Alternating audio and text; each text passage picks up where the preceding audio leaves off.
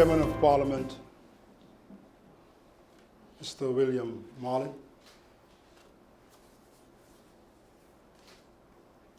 Prime Minister, Ms. Sylvia Jacobs, President of the Collectivité of Saint-Martin, Mr. Daniel Gibbs,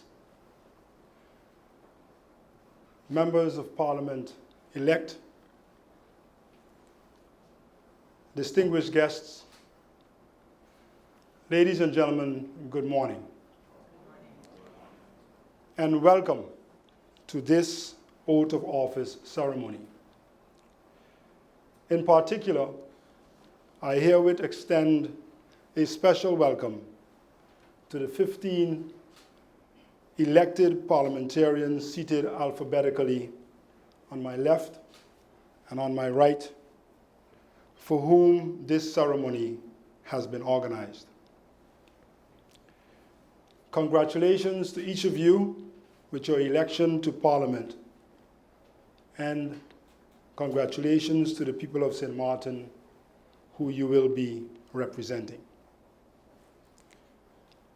Members of Parliament-elect, on January 9th, 2020, we, the people of St. Martin, went to the polls and exercised our fundamental constitutional right to vote. You, individually and collectively, have, as a result, been entrusted with a mandate to represent the people of St. Martin for the next 4 years.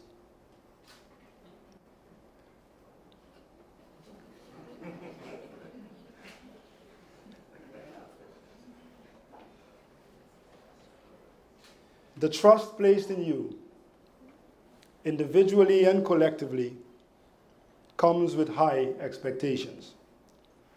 It is a trust placed in you, for you, to articulate the people's concerns, to champion the people's causes, and to pursue the people's interests with sincerity. In recognition thereof, Article 56 of our Constitution requires members of Parliament to take a solemn oath or make a solemn promise prior to accepting their function as representatives of the people of St. Martin. Taking an oath or making a promise as representatives of our people is therefore a serious legal, but also personal and public matter. Members of Parliament-elect, you will, as a result, in a few minutes take the oath or make the promise required for holding the office as a representative of the people of St. Martin. But before administering the oath, I will share some thoughts and words of advice with you. This year, we will be commemorating the 10th anniversary of St. Martin's country status. Our country's 10th anniversary is also an excellent moment to plan and set our country's socio-economic agenda for the next 10 years and beyond. Standing at this 10-year mark in our country's history, I therefore invite and advise you to reflect on the role of Parliament in the past 10 years and to draw lessons for the future development of our country. To draw lessons, for, as the saying goes, those who fail to learn from history are condemned to repeat it. Lessons about the importance of the role of Parliament, lessons about the importance of the role Parliament plays or can play in securing political stability. lessons about the importance of the role Parliament plays or can play in promoting good and accountable governance, and lessons about adopting legislation necessary for the effective governing of our country. Lessons which I trust will guide you in the fulfillment of your mandate to protect, and improve the well-being of the people of St. Martin above all else. During your tenure, as you seek to fulfill your mandate to protect and improve the well-being of the people of St. Martin, you will face major and consequential choices and decisions. The choices you make will have far-reaching consequences for the lives of our people, our children, grandchildren, and us in this room here today. Choices which will affect the preparation of our people for the challenges of climate change, technological advancements, aging, and globalization. Your decisions on how to meet these challenges will, among others, affect our economic recovery, affect our children's education, affect our jobs, affect our healthcare system, affect our pension system, affect our environment, affect our housing, affect our banking and payment system, and affect our public finances. One such choice currently before Parliament is the handling of the Penal Procedural Code as part of our international commitment to combat money laundering and financing of terrorism. In keeping with your mandate, I advise, or rather urge you, individually and collectively, to stand up for St. Martin. To stand up for St. Martin and approve the Penal Procedural Code as your first order of business. Stand up for St. Martin and approve the Penal Procedural Code as your first order of business. This is urgent and necessary to reduce the risk of being blacklisted by the FATF. Only you can do it. Only you, all 15 of you, can do it. Failure to do it, failure to act without further delay is not acceptable.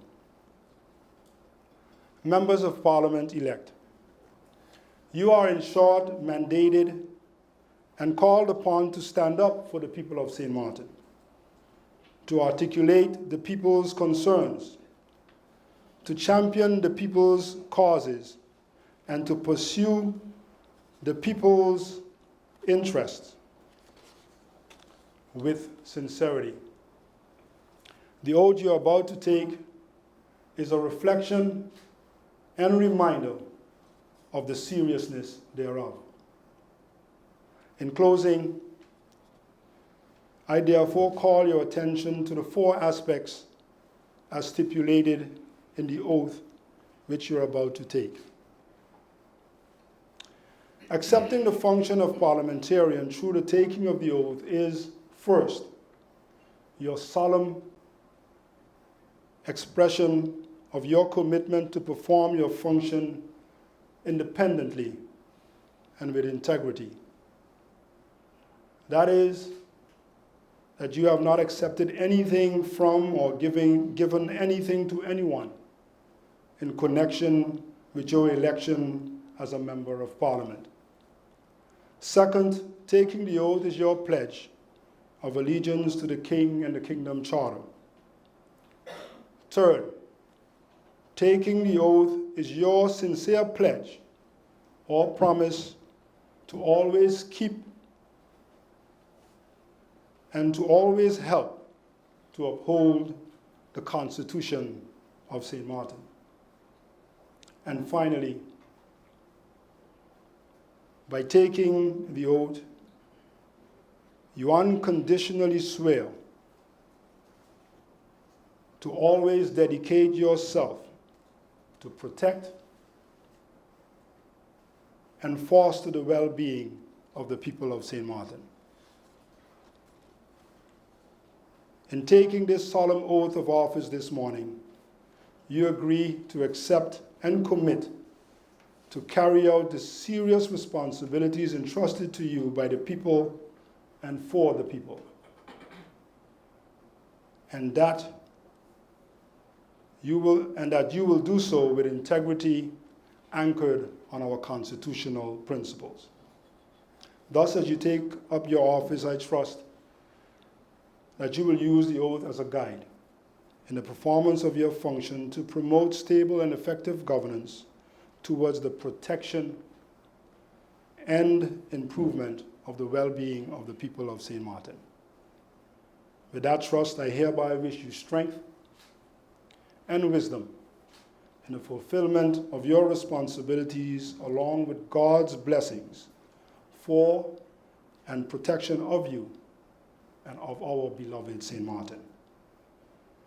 It is with these best wishes for you and for our country that I hereby invite you to take your oath. Ik zweer, verklaar dat ik middelijk, noch onmiddellijk, onder welke naam of wat voorwendsel ook, in verband met mijn verkiezing tot lid van de Staten aan iemand, wie hij ook zij, iets heb gegeven of beloofd, noch zal geven.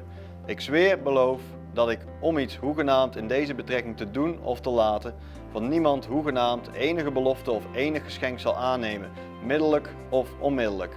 Ik zweer, beloof, trouw aan de koning en aan het statuut voor het koninkrijk, dat ik de staatsregeling van Sint Maarten steeds zal helpen onderhouden en het welzijn van Sint Maarten naar mijn vermogen zal voorstaan.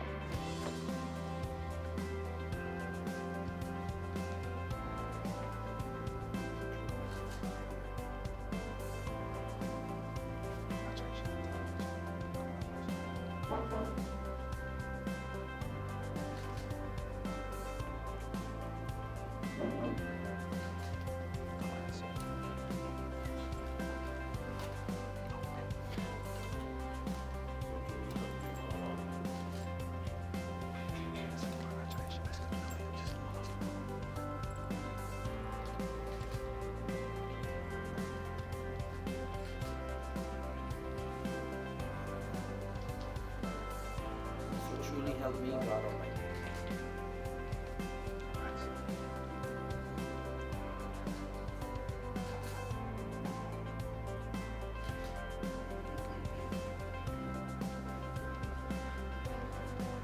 Truly help me, God Almighty.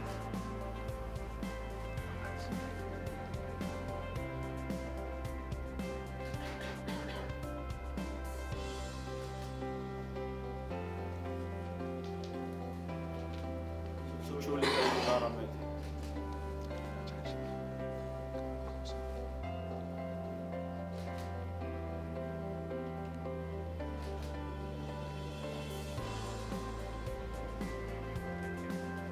Truly help me, God Almighty.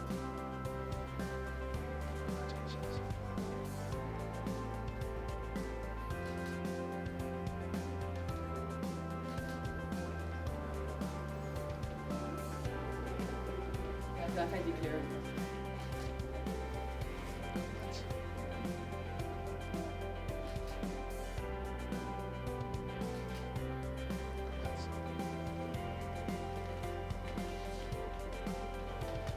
That I declare.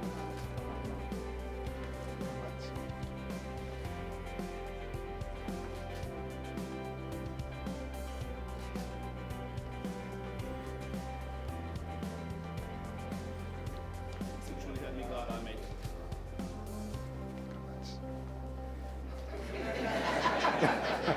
Sorry.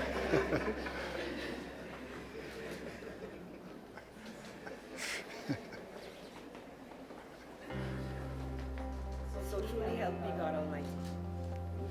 Congrats.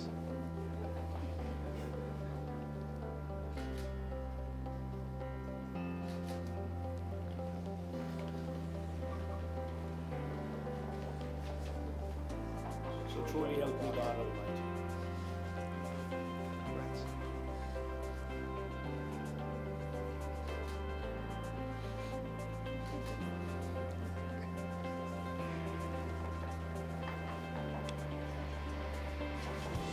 So truly help me God Almighty. Congrats.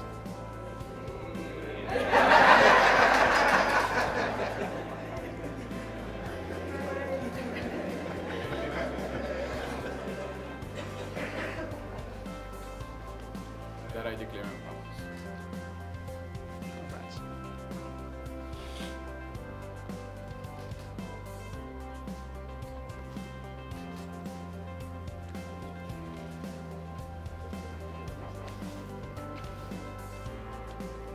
So truly help me God Almighty.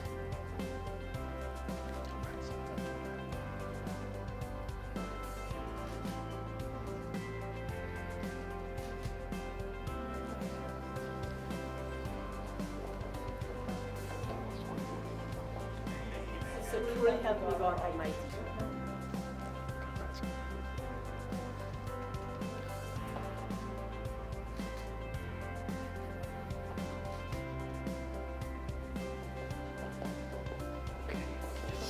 Good.